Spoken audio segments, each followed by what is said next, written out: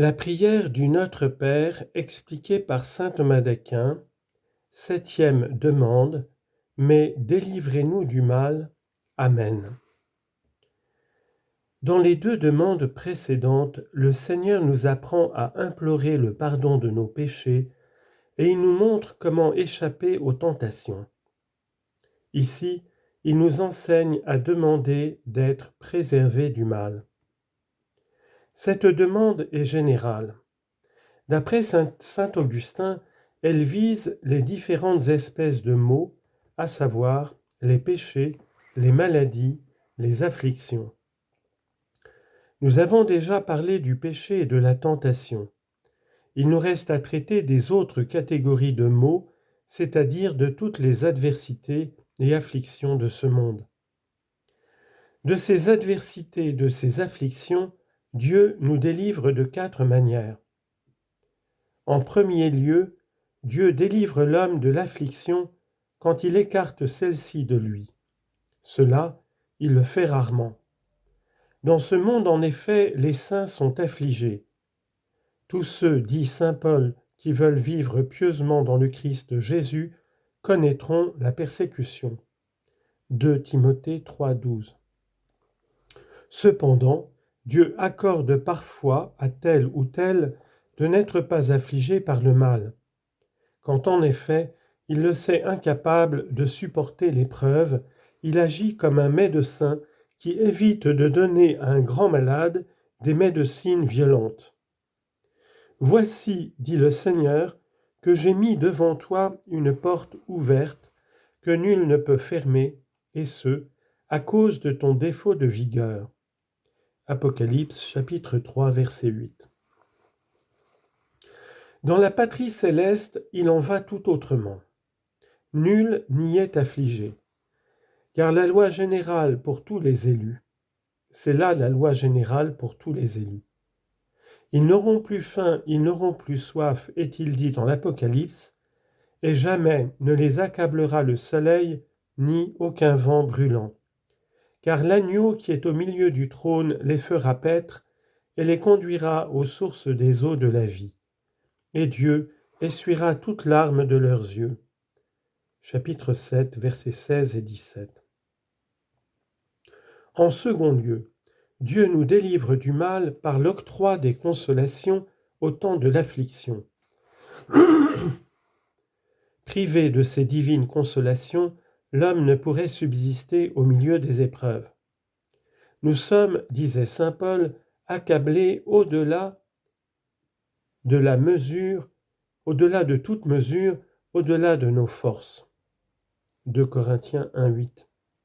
Et il ajoutait, « Mais Dieu nous a consolés, lui qui réconforte les humbles. » 2 Corinthiens chapitre 7, verset 6. Vos consolations réjouissent mon âme, chantait aussi le psalmiste. Psaume 93, verset 19, à proportion des douleurs surabondantes de mon cœur. En troisième lieu, Dieu comble les affligés de tant de bienfaits qu'ils en viennent à oublier leurs maux. Après la tempête, disait Tobie, vous ramenez le calme. Chapitre 3, verset 22.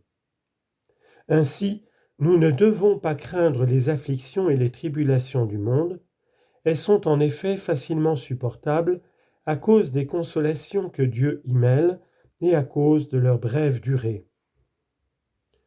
La légère tribulation d'un moment, dit en effet saint Paul, nous prépare au-delà de toute mesure un poids éternel de gloire. 2 Corinthiens 4, 17. Car elle nous fait effectivement parvenir à la vie éternelle. En quatrième lieu, et pour étendre l'idée du mal à tous les maux, Dieu tire du bien de tous les maux, tentations et tribulations.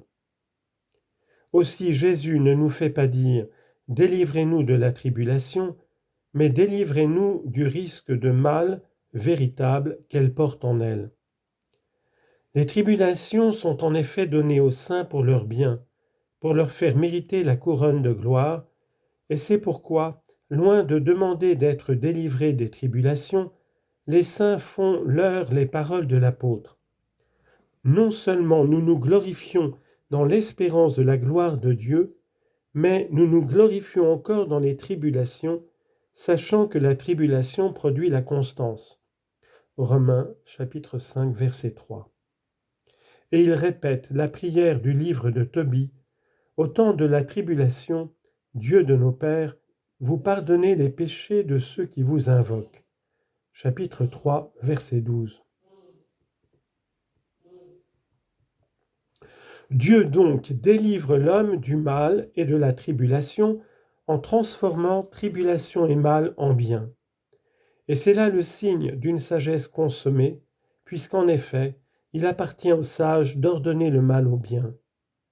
Dieu y parvient en donnant à l'homme la grâce d'être patient dans ses tribulations. Les autres vertus se servent des biens, mais la patience est seule à tirer profit des maux. Eux seuls donc la rendent nécessaire. C'est pourquoi sa nécessité apparaît seulement au milieu des maux, c'est-à-dire dans les adversités. Nous lisons en effet dans les Proverbes, « La sagesse d'un homme, vous la reconnaîtrez à sa patience » chapitre 19, verset 11, qui lui fait ordonner le mal au bien. C'est pourquoi l'Esprit Saint nous fait adresser cette demande au Père par le don de la sagesse. Grâce à ce don, nous parvenons à la béatitude à laquelle nous ordonne la paix. La patience, en effet, nous assure la paix dans l'adversité comme dans la prospérité. C'est pourquoi les pacifiques sont appelés fils de Dieu. Ils sont en effet semblables à Dieu. À eux, comme à Dieu, rien ne peut nuire, ni la prospérité, ni l'adversité. Bienheureux donc les pacifiques, ils seront appelés fils de Dieu. Matthieu chapitre 5, verset 9. Le mot « Amen » est la réaffirmation générale des 7 demandes de l'oraison dominicale.